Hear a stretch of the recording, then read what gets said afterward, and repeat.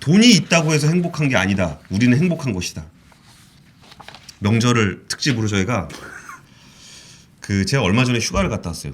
네. 그래서 저번 주였나요? 네, 진짜 오랜만에 영화를 봤는데 하우스 오브 구찌라고 그러니까 우리가 일상적으로 착용하는 구찌가 어떤 맥락에서 만들어진 브랜드인가 뭐 하는 내용들에 대한 걸 봤어요. 구찌가의 비극 뭐 심심하면 저희가 선물로 하나씩 주는 그 구찌 있잖아요. 그렇죠. 네, 구찌. GG 써 있는 거. GUGG 아닌가요? 아 GG가 잘 모르시는구나. GG 네. 치겠습니다. 저. 네, 거기 이제 로고가 이렇게 GG 이렇게 돼 있잖아요. 네. 그래서 하우스 오브 구찌라는 영화를 봤는데 이제 구찌가의 갈등을 다룬 영화예요. 그리고 오늘 얘기는 실제로 어떤가 스포일러입니다. 이 구찌 하우스 오브 구찌 영화 보실 분은 뭐 스포일러니까 그래도 보세요. 어차피 이거 뭐 스포일러를 봐야 영화 내용도 아니고 원래 있었던 얘기니까. 그래서 저희가 구찌를 보면서 제가 그런 생각이 들었어요. 아니 뭐 이 정도 가지고 영화 만드나? 한국 재벌가는 매운맛인데? 그래서 일단 오늘은 구찌 얘기를 좀 드릴 거고 그리고 이제 명절 특집으로 한국의 매운맛 한진가 물컵. 한진그룹 물컵은 정말 한진그룹의 수많은 사건 중에 일부. 근데 이제 그게 상징적인 그쵸. 장치가 된 거죠. 그래서 한진가 특집을 저희가 명절 특집으로 준비를 했습니다. 한진그룹이 어떻게 만들어져서 아들 넷이서 어떻게 싸웠는지 그리고 그 밑에서 남매들이 어떻게 싸웠는지 엄마한테 막 부직갱 하고 뭐 이런 얘기가 명절 특집으로 준비가 돼 있고 오늘은 이제 하우스 오브 구찌의 구찌가에 대한 얘기를 드릴 겁니다. 설 특집으로 가족 간의 화목에 대한 생각을 다시 한번 해볼 수 있는 행복한 이야기입니다. 구찌는 1921년 이탈리아의 패션 디자이너 구찌오 구찌가 설립을 했어요. 이거 그림을 준비를 했는데 제가 PT를 준비를 안 했는데 지금 아르마님이 효성 얘기하셨는데 사실 한진을 했다가 반응이 괜찮다. 하면 효성하시고. 그럼 그 다음으로 준비하고 생각했던 게 효성이에요. 근데 한진을 했는데 반응이 안 좋다. 그러면은 효성까지만 할게요. 그러면 그 다음에 뭐 있죠 많잖아요. 뭐 삼성도 있고 뭐 현대차, 뭐 한국 타이어 뭐 많으니까. 권순우 기자 싫어하는 또 금호도 있고 뭐 많습니다.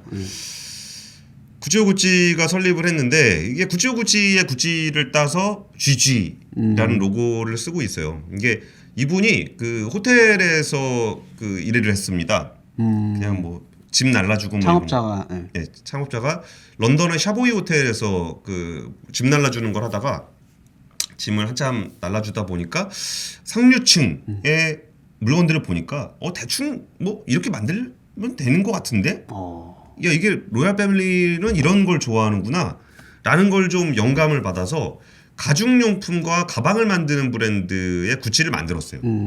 그래가지고 이게 잘 먹힌 거죠. 그래갖고 상류층 사이에서 많은 인기를 끌었고 초기 제품으로는 이거 보여드리면 좋은데 이걸 제가 준비해온다는 게 깜빡했네. 이게 여러분 다 익숙하시니까 구찌백? 구찌를 보면은 이렇게 두 개 이렇게 돼 있고 중간 연결돼 있는 쇠사슬 같이 돼 있는 그거 있잖아요. 그게 말의 재갈을 활용한 디자인이에요. 그래서 요걸로 이렇게 활용을 좀 했었고 또 2차 세계대전 때 소가죽이 없으니까 돼지 가죽을 활용해서 또 대박이 났어요. 그리고 그 당시에 뭐 가죽을 구하기가 되게 힘드니까 일본에서 구해온 대나무 손잡이 요걸로 이렇게 뱀부백이라 그래가지고 요즘도 이 구찌 가방 중에 이렇게 대나무로 이렇게 돼 있는 거 있어요. 헌영 기자가 재수 씨 항상 사다 주는 그런 가방들 있잖아요. 그 중에 하나 있을 거예요. 이게 대나무 가방. 그런 말씀 좀 하면. 맞다. 이거 재수 씨 보기도 한다 그랬죠. 보고 있을 거예요. 예, 정정하겠습니다. 그리고 이제 삼선 게 있거든요. 그린, 레드, 그린으로 이루어진 구찌 삼선이 있어요. 그거 그게 시그니처 아닌가요? 네, 그게 이제 일종의 트레이드마크로 사용하고 있는 더 웹이라는 걸 1950년에 개발을 했는데 그것도 말 안장에서 모티브를 해와서 이 마구 관련한 것들의 모티브를 많이 받았습니다. 그리고 여기에는 아들이 5명이 있는데 영화에서는 아들 2명만 나와요. 근데 첫째는 의붓아들이라 좀 배제돼 있고 승계에 배제돼 있고 둘째는 어린 나이에 사망을 했어요. 그래서 두 명 빠지고 넷째는 잠깐 등장했다가 이분도 네. 중간에 사망을 하셔가지고 사실 5명인데 2명만 영화에선 2명이 나옵니다. 둘째 그러니까 첫째 둘째라고 그냥 할게요. 네네. 나머지 세 분은 네. 그렇게 중요한 배역을 차지하지 않으니까. 그래서 그러니까 첫째가 알도, 둘째가 로돌프 이 두 명인데 그냥 캐릭터를 좀 간단하게 좀 설명을 드리면 그 알도는 약간 확장적이고 뭔가 좀 트렌디하고 이 대남부백 이런 거를 해온 사람이 알도예요. 그리고 막 확장하는 거. 뭐 아시아 실험적인 느낌이라나? 네, 그러니까 아시아 시장 진출 막 이런 거. 이게 패션의 중심인 이태리에서 비즈니스를 하다가 적극적으로 뭐 그러니까 어떻게 보면 영화에서도 그 장면이 잠깐 나오는데 이게 약간은 좀 불편하게 동양인으로서 불편하게 느껴지기도 하는데 막 일본 사람들이 구찌 매장에 오면은 막 와서 막 얘기하면서 막 시끌시끌하게 막 사고 막 이런 거 있어요. 근데 그거에서 저는 어떤 걸 느꼈냐면 동양인들한테 물건을 파는 것을 약간은 좀 밑으로 보는 것 같은 느낌. 그냥 귀족들한테 팔아야지. 어디 돈만 많은 저런 졸부들한테 파냐 이런 느낌이 좀 있거든요. 근데 알도는 그런 시장에 적극적으로 진출을 해서 그 사업을 확장하는 능력이 뛰어나요. 그리고 로돌프는 원래 그 저기 출신이에요. 영화 배우 출신이고 약간 좀 고풍스러운 걸 좋아하고 그 귀족들 영화 배우들한테 스카프 같은 거 했던 디자인으로 굉장히 유명했던 그런 사람이에요. 그러다 보니까 이 구찌오 구찌 아버지가 이제 사망을 하고서 네. 두 아들이 경영을 맡게 되면서 뭔가 보수적이면서 뭔가 좀 품격 있는 로돌프와 좀 더 공격적으로 비즈니스를 확장하는 알도와 이 둘이 막 하면서 이제 전성기를 맞게 돼요. 그 뭐 엘리자베스 테일러라든지 제클린 케네디라든지 오드리 헵번이라든지 이제 세계적인 스타들이 구찌백을 좀 가지고 다니면서 명품의 대명사로 거듭나게 됐습니다. 아 무지개님이 많이 사다 주나 봐요라고 하시는데 그 많이 사다 주지 않으니까 이런 얘기하는 겁니다. 뭘 사다 주는 거예요? 구찌백을? 네. 거의 뭐 이렇게 손에도 닿지 않는 물건들이기 때문에 그냥 이렇게 말씀을 드리는 겁니다. 그리고서 근데 약간의 갈등들이 있었던 거예요. 로돌프는 좀 더 우리가 성향 정통성을 차이로 지켜야 된다. 네네. 우리는 박물관 같은 느낌. 그 상류층의 어떤 고풍스러운 그런 거였고 알도는 좀 더 공격적으로 뭔가를 하는 그런 거였다가 그 알도의 그 공격적인 비즈니스를 로돌프는 그렇게 좋아하진 않았어요. 근데 실질적인 경영권의 주도는 로돌프가 했었어요. 그러다가 그 알도가 야 우리 사업을 확장하자 그래서 향수 자회사를 만들기도 했어요. 야 우리는 가죽 제품의 구찌인데 네. 향수가 말이 되냐? 로돌프는 싫어하는 거지. 그러니까 알도는 향수자 회사를 설립해서 네가 안 할 거면 내가 이거 회사 만들어서 돈 벌 거야. 그래갖고 거기서 자기 몫을 더 많이 가져가려고 했었어요. 그리고서 이제 아버지 이제 그 저 둘째인 로돌프 구찌가 사망을 한 다음에 그 아들이 마우리치오라는 사람인데 이 사람이 아버지를 물려받은 다음에 삼촌하고 약간 좀 관계가 좀 그랬던 거예요. 마우리치오도 굉장히 보수적인 원래 법학을 하려 그랬던 사람이고 그러니까 여기서 그 알도가 뭐 향수 만들어 가지고 자기 사업 벌려 갖고 여기서 돈 차지하고 막 요런 게 좀 보기가 싫었던 거예요. 그렇게 해서 약간 갈등이 있었는데 알도의 아들이 네. 거기에 이제 파울로라는 사람인데 네. 파울로 구찌 기억나세요? 파울로요? 네, 파울로 구찌 그 허기자는 잘 기억이 안 나는 것 같은데 저 어렸을 때 파울로 구찌라는 게 있었어요. 우리나라에도 파울로 구찌가 좀 쌌어요. 아 그래요? 구찌보다. 같은 그래갖고- 구찌인가요? 네, 그 이름은 구찌니까 구찌인 것 같은데 파울로 구찌라 그래가지고 좀 싼 게 있었어요.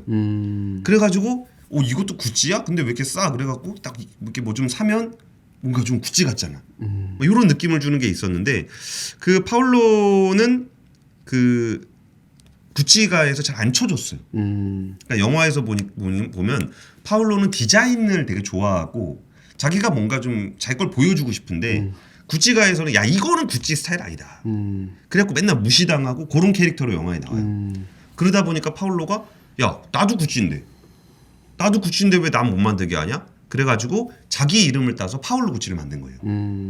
그리고 사람들이 구찌에 비싸게 안 팔리니까 좀 싼 브랜드로 자기가 이제 보급형인 거죠? 뭐. 보급형 파울로 구찌를 만들었어요.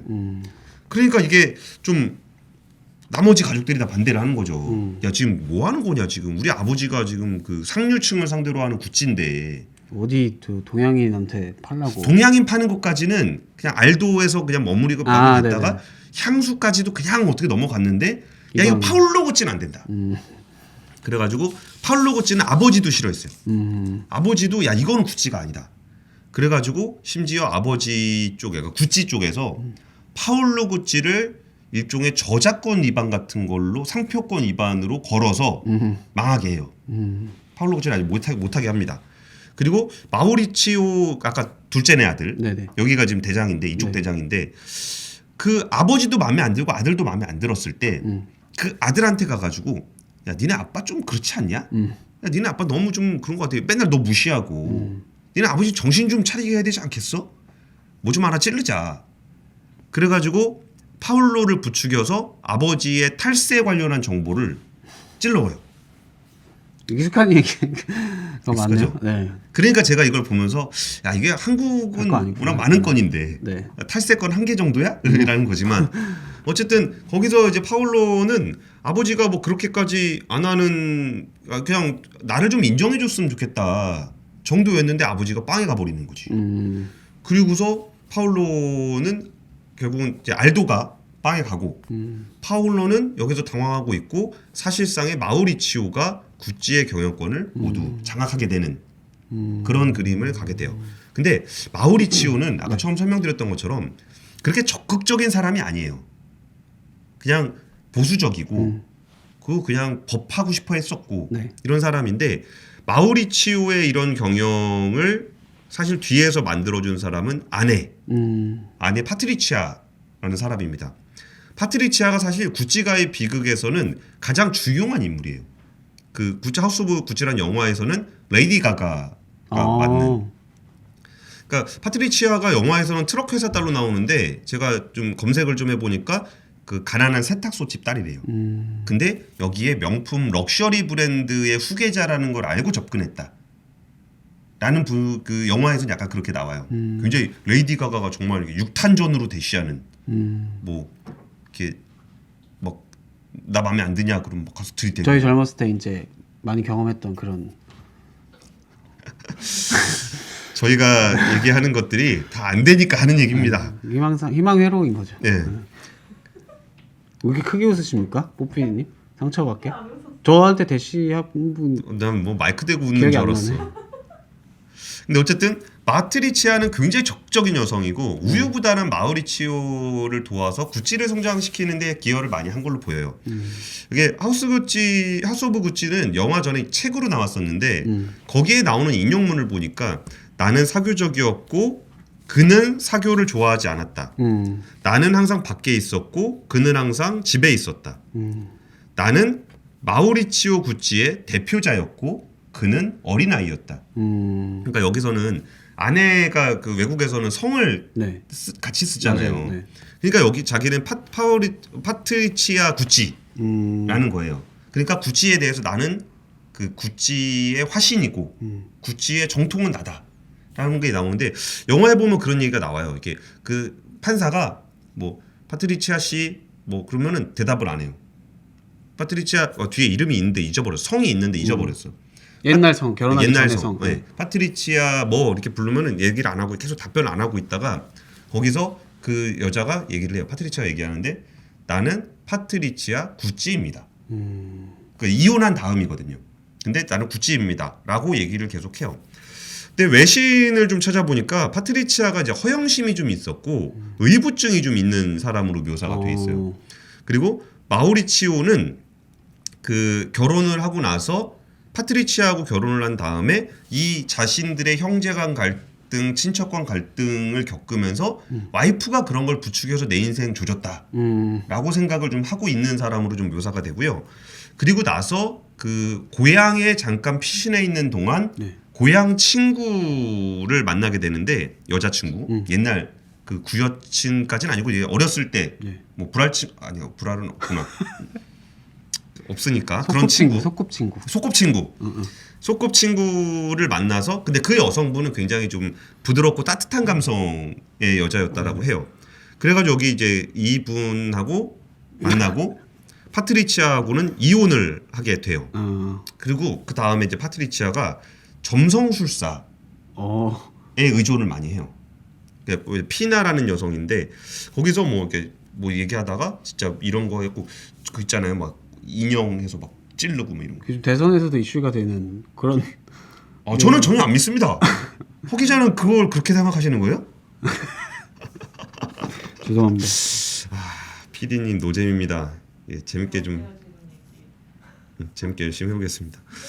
그래가지고 남편을 이제 살해하려고 막 주술을 막 걸다가 결국은 안 돼서 그 살해를 직접 하기로 했는데 사실 그 외신에 찾아보면은 파트리치아가 허영심이 좀 있었던 건 맞는 것 같아요. 이게 연간 한 500만 불 정도의 생활비와 이탈리아, 프랑스, 스위스 아파트, 빌라 500만 불. 네, 그런 것들을 받고서 이혼을 하게 됐는데 결국은 이 파트리치아하고 피나가 주변의 살인 청부업자. 근데 사실 살인 청부업자까지는 아닌 것 같고 피자 가게 주인이었다 그래요. 근데 빚에 좀 허덕이고 있는 그 피자 가게 주인에게 돈을 주고 그 살인 청부를 했었고 그리고 마우리치오는 1995년에 출근을 하던 그 사무실 앞에서 총 4발을 받고 빵빵빵빵 맞아갖고 사망을 하게 됩니다.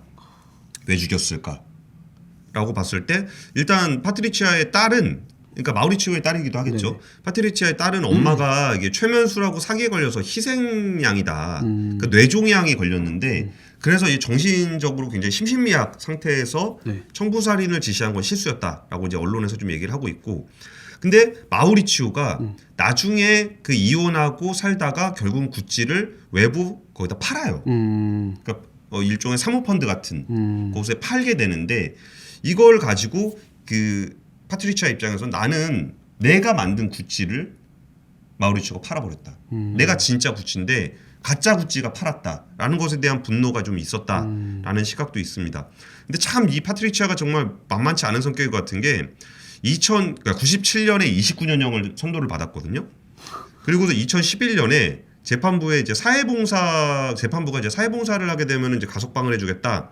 그랬더니 파트리치아는 나는 평생 일해본 적이 없다. 봉사활동을 하느니 차라리 구치소에서 내가 사랑하는 족제비와 화분을 키우겠다. 라고 좀 세간의 빈축을 사기도 했고요. 명언으로는 자전거를 타는 행복한 삶보다는 불행하게 롤스로이스를 타겠다. 뭐 이런 얘기를 좀 하기도 했다고 합니다. 그리고 결국은 이 구찌는 이런 갈등들을 거치고 마우리치오가 사망한 이후에 그 지분은 이제 사모펀드로 넘어가게 되고 사모펀드에서 또 다시 다른 회사로 넘어가면서 이제 그 공개회사, 이전까지는 가족회사였다가 공개회사로가 됩니다. 이후에 톰 포드가 홀스빗 아까 얘기했던 그 말 제갈 그리고 뱀부백 이런 것들 구찌의 전통을 살린 것들을 다시 현대적 의미로 해석을 하면서 성공적으로 이끌었고 2007년 세계에서 가장 갖고 싶은 명품 브랜드 1위가 됐고요. 이후에 실적이 좀 부진하다가 2015년에 알렉산드로 미켈레가 영입이 되면서 그 완전히 명품의 어떤 이미지에서 완전히 그냥 젊은 이미지, 뭐 스트릿 패션이라든지 이런 느낌으로 전환을 하게 되면서 주가가 엄청나게 올랐어요. 그리고 2017년에는 에르메스, 2018년에는 샤넬 매출을 제치고 루이비통에 이어 시가총액 2위까지 올라가게 됐습니다. 뭐 이런 거 보면은 지금은 캐링그룹, 보테가 베네타라든지 발렌시아가라든지 뭐 입센오락이나 이런 캐링 회사들하고 같이 있어요. 구찌가. 그래서 이거를 보면은 우리나라 재벌가가 좀 생각이 좀 났어요. 그러니까 구찌라는 가문 내에서 벌어졌던 어떤 그런 문제들도 그렇고 이게 재벌 체제 안에서 그 가문들이 하는 것과 그 현대적 의미의 지배 구조, 뭐 진짜 공개 회사 거기에서 정말 전통이라는 보수를 고수하는 것만이 기업 가치를 올리는 것일까? 라는 측면에서 오히려 그 구찌가의 식구들이 다 빠져나간 다음에 이렇게 세계 넘버 2 럭셔리 브랜드가 된 것까지 보면 어떨까? 경영자의 오너의. 그래서 한진그룹에 대한 얘기를 설득집에 한번 보시면 과연 우리는 조씨 일가가 아닌 사람이 가지고 있는 한진그룹에 대해서 상상할 수 있을까? 이게 제가 예전에 그 한진그룹 좀 어려워졌을 때 그 얘기를 좀 취재원들하고 얘기를 나눈 적이 있어요. 그때 한진해운 한진해운 때 아니고 그 대한항공이 대한항공. 코로나 때문에 되게 어려워졌을 네네네. 때 정말 그냥 내두면 거의 망할 지경이었거든요. 근데 망할 지경이 되면은 그 완전 자본 잠식이 되면은 주권은 자기 자본을 갖고 있는 거잖아요. 네네. 근데 자기 자본이 다 없어져 버리면 사실 채권자의 시간이 돼요. 그렇죠. 자본이 없으니까. 그러면 그 주주들은 사실 그 기업에 대한 권리가 아무것도 없는 겁니다. 그럼 이때 조원태 회장을 CEO로 둔 구조조정을 할 것이냐, 아니면 주주들의 이건 없어졌으니까 새로 할 것이냐, 이런 고민을 해야 될 때 저는 그런 얘기를 했어요. 한국은 좀 그 재벌 중독이라는 표현을 제가 종종 쓰는데, 이 재벌가가 아닌 사람이 이 기업 집단을 운영할 수 있을까에 대한 공포가 있어요. 야, 조씨 일가가 아닌데 한진그룹을 맡길 수 있는 곳이 있을까? 이렇게 중요한 우리 국가기관 산업을 사모펀드한테 매각할 수 있을까? 물론 한국법은 따져봐야 됩니다만, 그런 것에 대해서 야, 외국인도 안 되겠지만 하지만 그런 것에 대한 공포가 좀 있는데, 그래서 결국 저는 그때 뭐라 그랬냐면, 나는 무조건 조씨 일가가 있는 구조조정을 할 것으로 보인다. 왜? 우리는 그 재벌가가 아닌 사람들이 그 기업 집단을 운영하는 것을 아직 받아들일 마음의 준비가 안 돼 있는 것 같다. 국민적 정서가 안 돼 있는 것 같다. 우리가 아무리 재벌을 비판하지만, 근데 삼성을 이씨 일가가 아닌 사람들이 한다? 현대차를 정씨 일가가 아닌 사람들이 한다? 외국계 사모펀드면 엘리엇이 와가지고 그걸 경영권을 가져간다? 이런 것에 대한 마음의 준비가 안 돼 있어요. 그래서 이 구찌가의 얘기가 저는 그런 부분들을 한번 고민해 볼 수 있게끔 해주는 것 같고, 사실은 아시다시피 막장 이야기하면 조회수가 좀 나오지 않을까 싶어서 그래갖고 근데 설득 그 한진 이런 거 하신별 시리즈로 하시면은 그거 했는데 많은 지금 것 이렇게 같은데. 재미없다고 아까 계속 그러셔가지고 근데 한진 뭐 효성 이런 얘기는 다시 들어도 재밌잖아요. 그러면은 한진 해보고 효성까지는 준비해놨으니까 효성까지 하고 반응이 안 좋다. 하나도 혹시 그러니까 다 있어 시리즈가. 하나는 하시면 근데 당하시도 또 그 무서운 청계산에서 쉽지 않네. 그러니까. 어쨌든 그런 얘기를 설득식으로 준비를 해놨습니다. 기대해 주십시오. 그 다음은